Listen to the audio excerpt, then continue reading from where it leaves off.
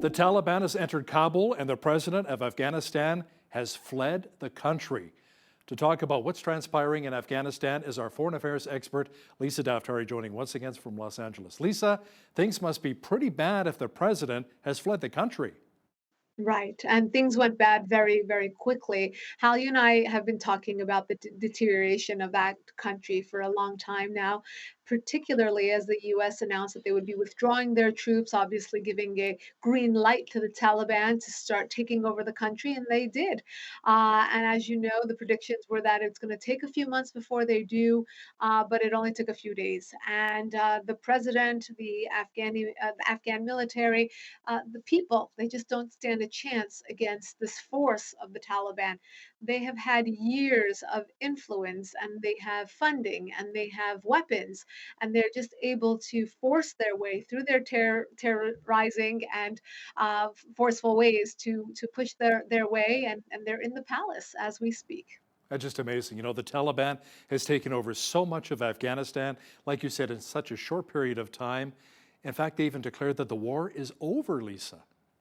Yeah, for them, it was so quick. There you can see them celebrating and dancing. And of course, the other side of this that you're not seeing in the mainstream media is the people of Afghanistan. What will this mean for the people? And how will life be different than it has been? It's never been a picnic for the people of Afghanistan, obviously. It's always been a country that has had, some sort of insurgency or some imperialistic power, trying to get in there and influence them. So they haven't had an easy time, but it's never been this bad. This is a line in the sand to say the future of Afghanistan will be completely different. The Taliban, a terror organization, will be ruling an actual country. It's not good news for the Afghan people. It's not good news for the region. It's not good news for the free world. Yeah, let's talk about what's happening or what will happen with the Afghan women and children. There are reports right now that a lot of Afghan women are being pushed out of the banking industry. Kids will not be allowed to go back to school. What's going to happen with the women and children of Afghanistan? Yeah, at the very, very least, women will be pushed out of their jobs. You won't see the female reporters like you're seeing on the streets now. I saw on the social media, they're showing two images, like a woman with her hair showing on one day, and the next day, over the weekend, you saw her with a complete Islamic headscarf. I will add a third picture that we're going to see in the near future where there are no women reporters. There are no women who can, roam the streets and work in Afghanistan as freely as they have been able to. At the very least, the women will lose their jobs, not be able to go to school, not have equal rights. At the very worst, they'll be sold into sex slavery. They'll be married off at a very, very young age, 12, 13, 14, to the Taliban fighters. They will be generally mutilated, as they often are in Sharia law. And of course, in the culture of honor killings, they would be killed if they had boyfriends, if they had if they had sexual relations before marriage, if they were caught with a male before being married, not being able to go out without an escort. These are things that we've seen in societies where Sharia law is implemented, and there's no doubt that the Taliban will do the same, if not worse. Now, the U.S. State Department, Lisa, says thousands more troops are on their way to the main airport in Kabul to help with more evacuations. And in fact, American embassy personnel are in Kabul at the airport right now. Yeah, this was a huge, huge, just error. I mean, there's so many layers to this, Hal. And if we just start with what happened at the airport, the Americans weren't able to get out before the Taliban got into the capital. And for that reason, there was this rush to say, at least let's evacuate the Americans to the airport, keep them safe there. But then there were reports that they weren't even safe there. There were gunshots heard. They were ordered to stay in place. Obviously, the Pentagon very quickly approved that more troops would be sent in to only help and assist with the evacuation. Look, this is awful planning. This was just out of control. Just a preview of things to come. But obviously, we were very focused on getting the personnel out of there. They are for sure targets for the Taliban, and that was our priority for a long time. Now our priority will probably shift to the people of Afghanistan and what this will mean for them. Hopefully, we can get. I think there's 60 countries or so, including the United States, that wanted to get their personnel out. So it's not just the United States. Yeah, I mean, that joint statement by 60 countries saying Afghans and international citizens who wish to leave the country should be allowed to do so, with airports and border crossings remaining open. Lisa, the international community calls for safe and orderly departure of foreign nationals and Afghans, but will that actually happen? Will the Taliban allow that to happen? Right, that's the question, and that's exactly what we were up against, this deadline of getting these people out. And again, these being very high risk individuals who are doing, a lot of the fighting against the Taliban, if not in the military sense, in the sense of being, American personnel there, or Canadian personnel there, or European personnel there. That list of nations is very long because there are a lot of different countries that are invested in trying to at least curb the influence of the Taliban and help in the nation building aspect of Afghanistan. So, our hearts go out to all these individuals and all the young people who really lost their lives in the last 20 years to make Afghanistan a better place, and to see the ending unfold the way that it is. It's just really a shame. Various news outlets are reporting that the Taliban has freed thousands of prisoners from a former U.S. base. That means that the Taliban's going to be that much stronger? Exactly. These are jihadis, right? So when you think about thousands of them, not just from the Taliban, these are Al Qaeda members. Remember, these are one and the same. These are the same people that launched the 9/11 attacks on the United States. So what will they be up to now? And if you want to juxtapose groups like the Taliban and Al Qaeda to a group like ISIS, these are masterminds of terror. They will retreat. They will go back into their caves and plan and plan and plan and plan and God forbid plan something very large scale. It's not like ISIS where they, encourage you to ram your car into one individual, and that's okay because that's enough of a deed to consider someone a martyr for killing one person. It's like your do-it-yourself jihadi organization, whereas Al Qaeda and the Taliban are extremely sophisticated. They are very well networked. They are very well organized, very well funded, and now they have the help of thousands more of their best guys, because those are the ones who were caught and in prison because they obviously carried out many attacks in the past. So it's not good news for anyone here. Now, many critics would argue that the surge of the Taliban in Afghanistan has exposed the failure of the U.S. government to build a solid Afghan army. I mean, what have they been doing the last 20 years? That's exactly right. And I think how the question here is, what was the goal when the United States and allies went into Afghanistan in the aftermath of 9/11? On 9/12, when we decided to invade Afghanistan and subsequently did so, the idea was to get rid of the influence of the Taliban and Al Qaeda for launching this type of attack on the United States. And they did diminish the influence of the Taliban. At that point, the mission went awry. The mission should have been to help the people on the ground, the Afghan people themselves, to maintain their country, to build their country, to see a future for their country. The point is that this is not a military fight that was meant to be won. This is an ideological fight that cannot be won based on US military presence there. So when people are arguing today, whose fault was this, President Biden or President Trump? The point is that there could have been an exit with a better strategy. We're not saying that we should have been in Afghanistan to begin with, we should have stayed for 20 years, or we should have stayed 20 years more. The question is, what were we doing there, and why did we take our eyes off of the mission at hand, which is, again, to diminish this ideological threat, which is the Taliban and Al Qaeda? So let me ask you something. Some of the military personnel you've reached out to, some of the higher ups within the Biden administration, what are their thoughts right now? What's transpiring in Afghanistan? They're thinking to themselves, was all of this for nothing?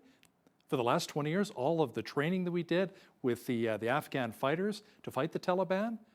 What's their mindset right now?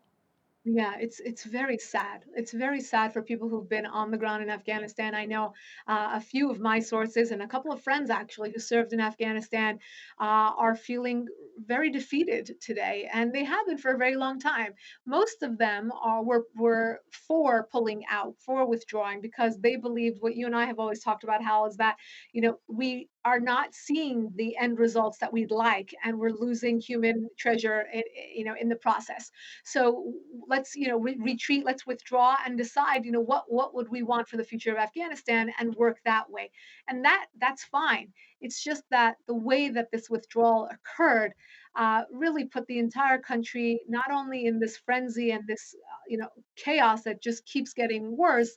It's that we also surrendered and gave up everything that we fought for. All the building of the Afghan people, the weapons that we left there, the human treasure that we lost there. Was it for nothing? It's sad to think that we weren't able to withdraw in a way that would allow the Afghan people to at least preserve the capital, the palace, the presidency, the embassies there, and to diminish the threat of the Taliban and other terror groups there. U.S. President Joe Biden and Vice President Kamala Harris have remained silent so far and are appearing to be avoiding some cameras since the Taliban takeover. Yeah, the question has been, where are they, right? So President Biden was on vacation all weekend. He emerged today for a very short press conference in which he only blamed everyone from Trump to the Afghan people, to the Afghan military, to the Afghan president.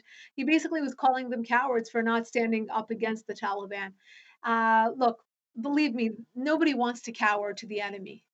But when they believe that they don't have a chance against the enemy, that's when they run away. That's when they flee the palace. That's when they flee the country.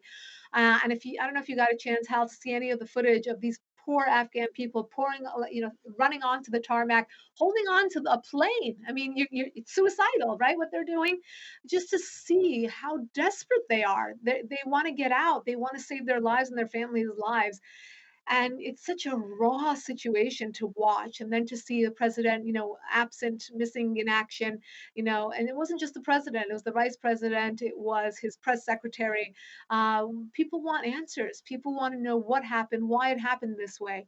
And all you get on social media is the blame game of, this was Trump's idea to withdraw, no, this was Biden's idea to withdraw. Well, we withdrew, but we withdrew in a way that was damaging across the board, from the Americans who've been there and served there, to the families who lost loved ones there, to the Afghan people, to the women and children. And of course, the region as a whole will suffer tremendously because of this. Lisa, let's talk about the risk of more terrorism. America's top general says many regions across North America could now face a rise in terrorist threats from the Taliban running Afghanistan. Absolutely. I mean, look, they have. Remember when we were so upset about ISIS having headquarters in Raqqa, Syria, and in Iraq, and we were so concerned about these two cities being run by ISIS, which was, a force of maybe 30 to 50,000 jihadi fighters. Now you have a terror organization who has not been able to be curbed, who is much better funded, much better, much more organized, and now running an entire country. They will have a military. They will have, they're going to have government. They will have Sharia law. They will have land and territory to expand. And they're going to have a lot more fighters than ISIS did. So just to put that into perspective, and think about what they had at their disposal when they launched the 9/11 attacks. Well, they're going to have much more, exponentially more, at their disposal now. So it's a scary thought. You think about, again, those Taliban and Al Qaeda prisoners. They're coming out, not only coming out of prison from a U.S. base, they're coming out with a vengeance against the United States. So, this is scary stuff. This is serious stuff. And this is a huge foreign policy fail. Speaking of scary stuff, Lisa, let's talk about what took place in Haiti with a devastating earthquake killing close to 1,300 and injuring more than 5,000 people. Now, many people are wondering why the Dominican Republic, which is on the same island as Haiti, never sees the same kind of devastation when an earthquake strikes. Yes, when you hear about Haiti and the earthquakes, you're like deja vu. Again, these poor people, they can't catch a break. It just seems like we just had an earthquake in Haiti where we had, groups of rescue workers from around the world responding and trying to help them out there. And it looks like they haven't been able to help themselves with regard to infrastructure, or at least, firming up some of these, very, very precarious, architectural situations there for themselves, because the death toll is extremely high. It's continuing to climb. And again, they're sending help from around the world. Obviously, our hearts are with the people of Haiti. We hope that we don't see that number go up too dramatically. And we hope we don't see this again very, very soon. Amen to that. Here's an interesting story as well. Israeli researchers say llama nanobodies could help stop the COVID-19 virus. Tell me more. Yeah, this is a crazy story, but leave it to the Israelis to come up with something very unique and innovative when it comes to COVID. And my question when I saw this headline is, how did they figure this out? Right? What, did they try all the animals? I mean, what drew them to the llamas? But it turns out that the llama antibodies can be used in conjunction with other antibodies to create an antibody cocktail that is given to a lot of people within the first few days of contracting COVID in order to fight the disease. I mean, we don't have enough data on how widespread this is or how well they can use this on patients, but obviously this is something that I'm sure they're going to have their eyes on to see how far they can take this. It's an easy fix if it works. I mean, wonderful. And how can you tell if somebody's actually taking the llama antibody? Maybe they're slobbering a little bit more, they're getting more of a furry back. I don't know. We'll have to wait and see. Our foreign affairs expert, Lisa Daftari, joining us once again from Los Angeles. Thank you, Lisa. My pleasure.